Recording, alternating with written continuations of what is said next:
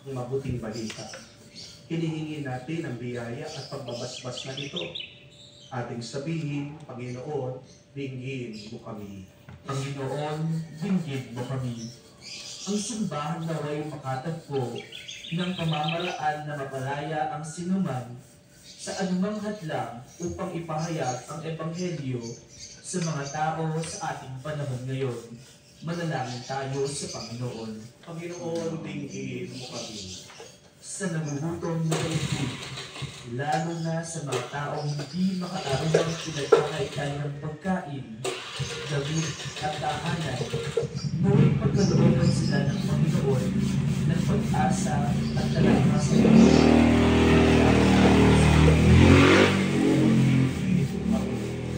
ang lahat ng mga Kristiyano naway hindi maging mga taong mapagkunwari na sumunod sa batas, kundi maging mga taong may pusong gagawin ang mabuti at nararapat bilang mga anak ng Diyos.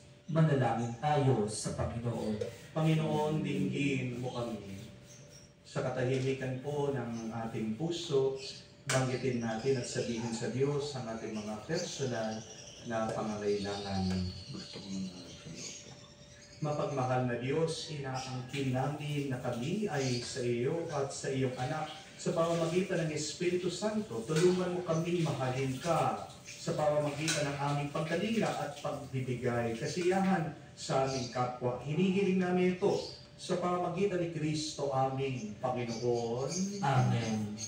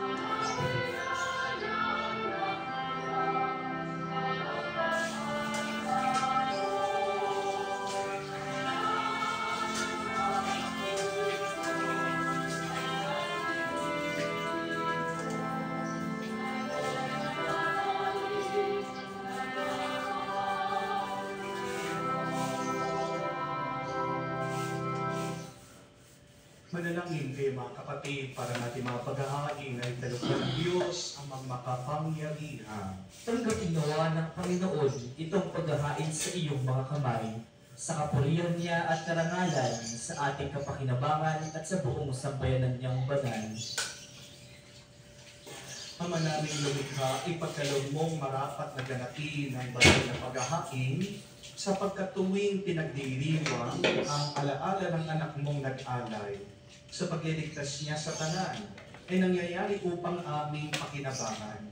Sa pamagitan niya kasama ng Espiritu Santo, magpas sa walang hanggan. Amen.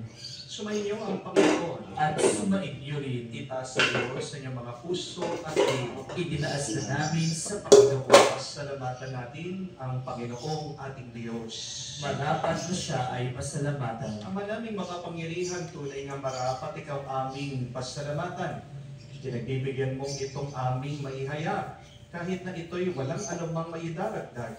Sa kadakilaan, sa iyo ay likas. Sa pagpupuri namin ay nakikinabang, ay kami rin namang iyong pinakikiharapan. sa pamamagitan ng iyong anak na minamahal. Kaya kaisa namang anghel nagsisiawit ang papuri sa iyo nang walang humpay sa kalangitan. Kami nagbubuni sa iyong kadakilaan.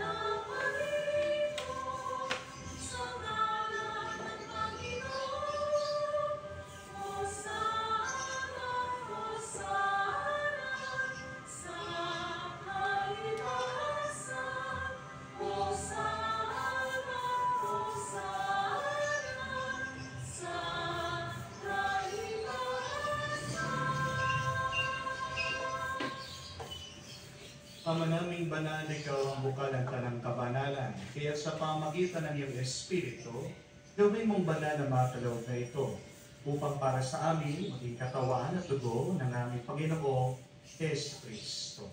Bago niya pinagtiis ang pusang loob na maging handog, hinawakan niya tinapay, pinasalamatan kanya, pinaghati-hati niya iyon, inabot sa kanyang malagad at sinabi, tanggapin ninyong lahat ito at kanin. Ito ang aking katawan na ihahandog para sa inyo.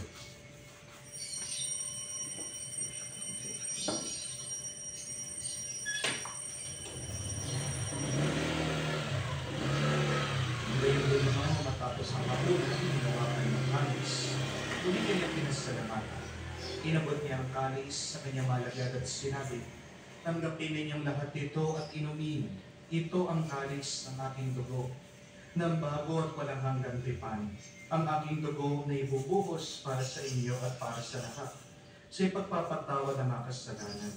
Gawin ninyo ito sa pag-alaala sa akin.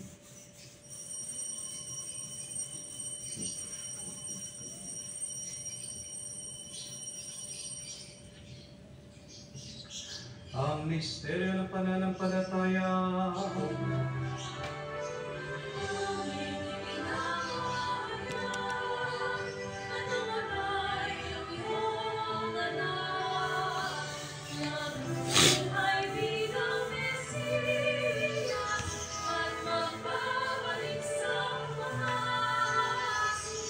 Na kahit minus na tayo mga Lods. Bye-bye.